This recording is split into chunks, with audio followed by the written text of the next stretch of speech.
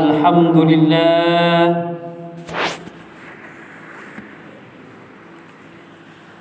الحمد لله الذي أنزل على عبده الكتاب ولم يجعل له عوجا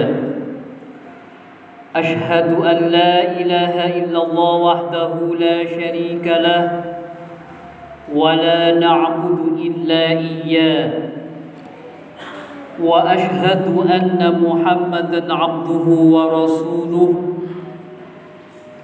الذي لا نبي بعده اللهم صل على سيدنا محمد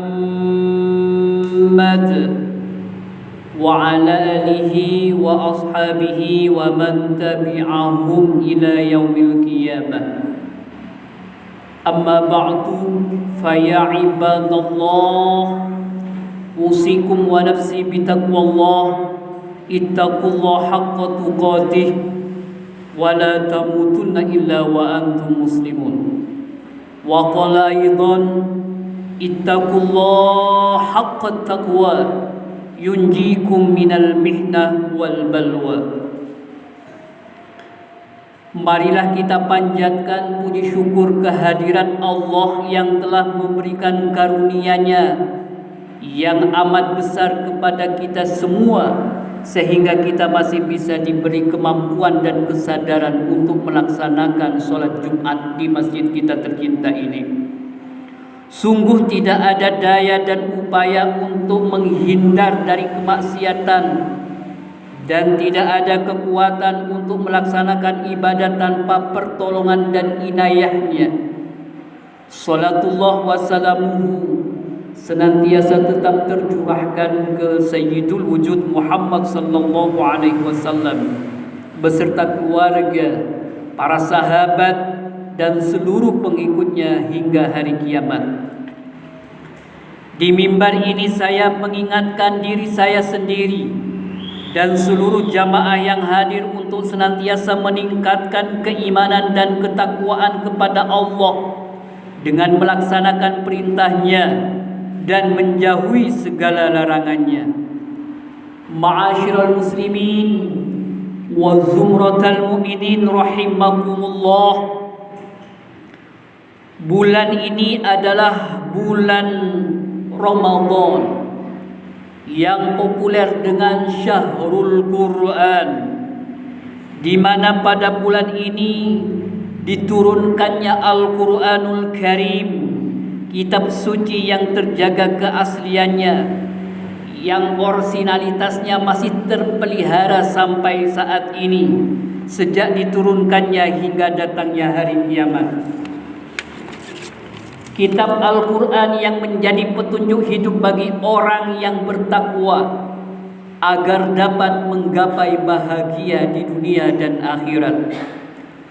Allah menurunkan Al-Quran untuk menjadikan hidayah dan pedoman hidup, membawa rahmat, obat penawar dan berbagai fungsi yang lain. Allah berfirman, A'udzu billahi minasyaitonir rajim. Bismillahirrahmanirrahim.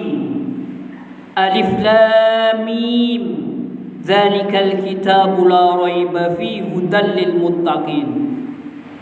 Yang artinya adalah Alif lam mim. Wallahu a'lam bimuradihi. Kitab Al-Quran ini tidak ada keraguan padanya sebagai petunjuk bagi mereka yang bertakwa.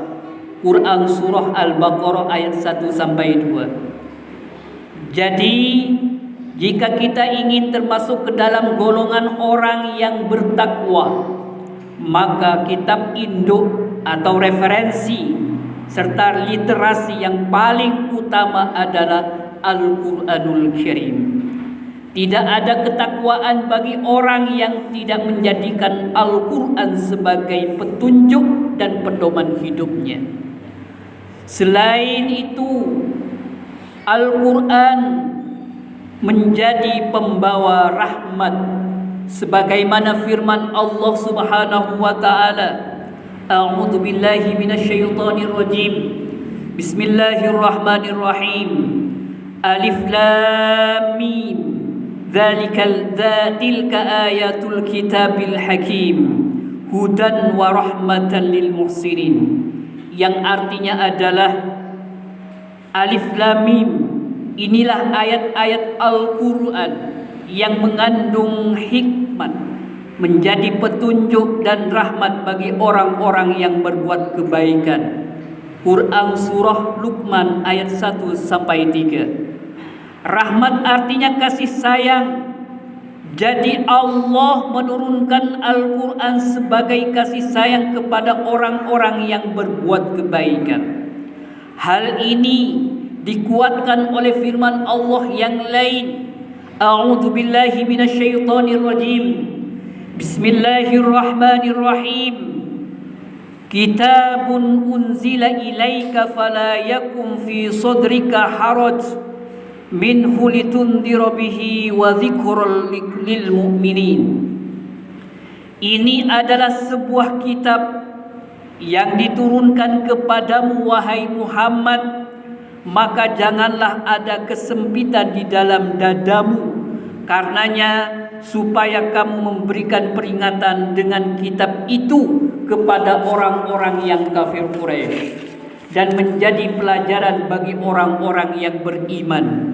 Quran Surah Al-A'raf ayat 2. Ma'asyiral muslimin wa zumratal mu'minin rahimakumullah.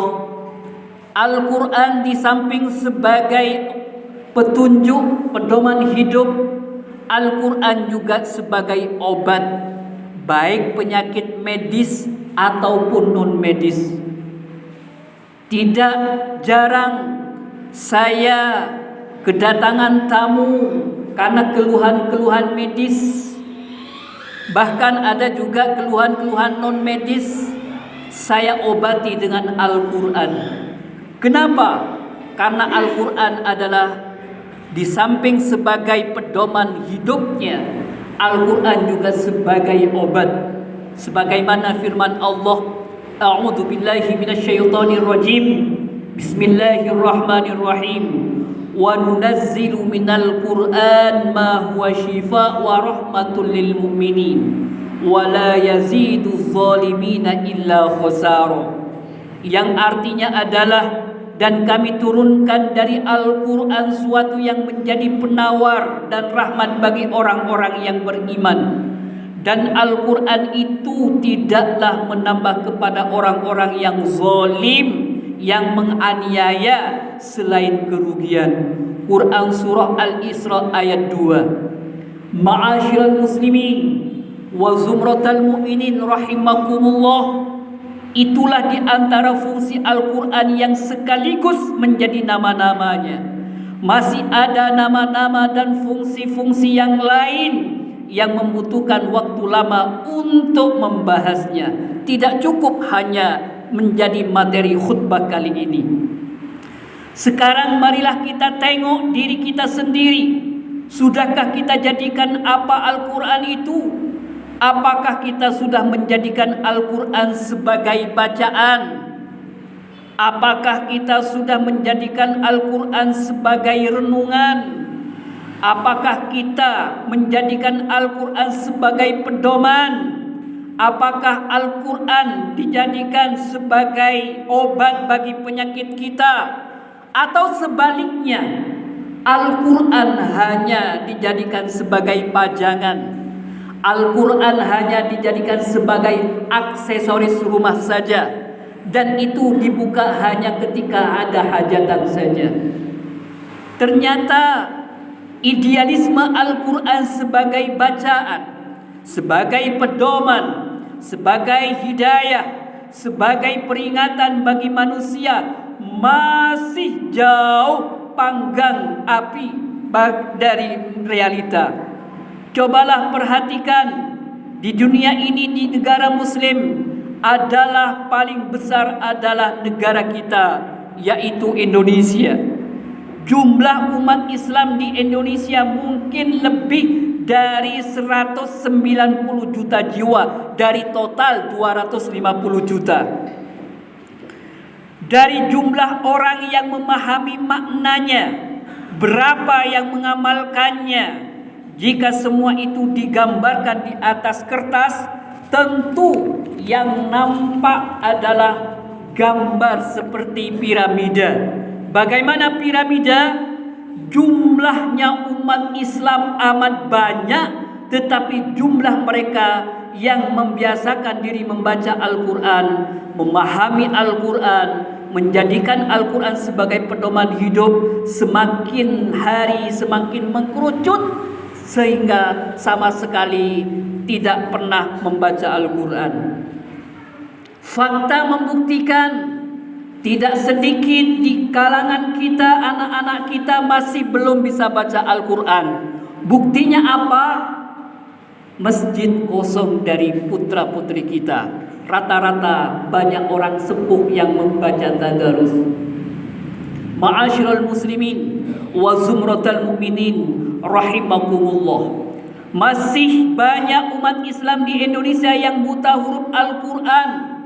Masih banyak umat Islam di Indonesia yang lebih rajin membaca Quran daripada Al-Quran. Mereka adalah saudara-saudara kita yang butuh uluran tangan. Mereka butuh bantuan dan bimbingan. Begitu pula mereka sudah rajin membaca Al-Quran, tetapi belum mengetahui maknanya. Mereka juga perlu bimbingan.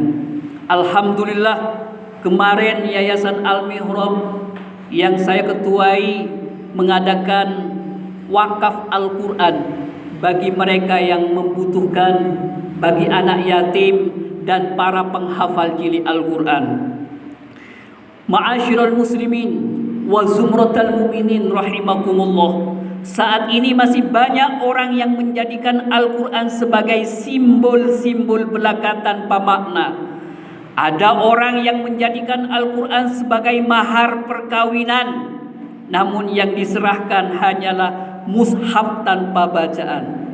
Atau bahkan kadang-kala orang yang memberi mahar dan orang yang diberi mahar sama-sama tidak bisa memahami Al-Quran. Ada pula yang menjadikan Al-Quran hanya sebagai hiasan rumah tangga saja. Dalam almarinya diantaranya koleksi buku-bukunya terselip kitab suci Al-Quran. Ada pula yang menjadikan Al-Quran hanya sebagai ringtone dalam handphone. Ada yang menjadikan Al-Quran sebagai penanda bahwa di satu tempat ada lelayu. Ada juga yang menjadikan Al-Quran hanya untuk menyumpah seorang yang menduduki jabatan baru dan lain sebagainya. Oleh sebab itu, di mimbar ini saya mengajak diri saya sendiri, keluarga saya, juga seluruh jamaah yang hadir di masjid kita tercinta ini untuk menempatkan Al-Quran sebagaimana mestinya. Marilah kita jadikan Al-Quran sebagai bahan bacaan sehari-hari, bukan hanya sebagai bahan renungan. Ma'asyiral muslimin wa zumratal mu'minin rahimakumullah. Oleh sebab itu, mari kita sama-sama di bulan Ramadan ini tadarus, belajar membaca Al-Quran secara mujawad, secara ilmu kaidah tajwid.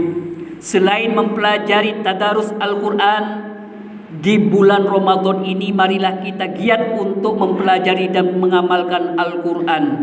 Adalah sebagai petunjuk hidup, bukan mencari deadline khatmul Quran. Tidak apa-apa satu malam hatam 1 juz 2 juz, yang penting sesuai dengan kaidah ilmu tajwid, daripada kejar-kejaran deadline tetapi seperti dikejar-kejar maling. Ma'asyiral muslimin wa zumratal mu'minin rahimakumullah. Terakhir, seseorang yang ingin bertakwa, maka dia harus mengikuti petunjuk untuk menjadi takwa. Dan petunjuk itu tidak lain dan tidak bukan ada dalam Al-Quranul Karim sebagai pedoman hidup. Caranya bagaimana? Caranya kita harus mengikuti panduan-panduan Al-Quran. Lalu bagaimana caranya? Jika seseorang belum menguasai bahasa Al-Quran atau bahasa Arab, tidak ada jalan lain selain belajar dan belajar dan terus belajar. Tidak ada kata berhenti mencari ilmu sepanjang nyawa kita di dalam tubuh kita. Dia harus rajin menghadiri majelis taklim. Dia harus sering tadarus di musola dan masjid. Dia harus bertanya kepada para ulama, para ustadz dalam bidang ahlinya. Dia tidak boleh diam, menyerah dan berputus asa. Ingat, bergeraklah, karena ilmu itu tidak akan bisa digapai bagi orang yang stagnan, orang yang berdiam diri di rumah saja. Oleh karena itu, bergegaslah ke musola, ke masjid, ambil Al-Quran, belajar bersama dengan momentum tadarusan di bulan Ramadan ini. Kenapa? Karena bulan Ramadan adalah syahrul Quran. Mudah-mudahan kita semuanya dijadikan ahlul Quran semuanya. Mudah-mudahan kita mendapatkan barokahnya. Barakallahu li wa lakum fil Qur'anil azim wa nafa'ana wa iyyahum bima fihi wa dhikril hakim wa taqabbala minna innahu was samiul alim.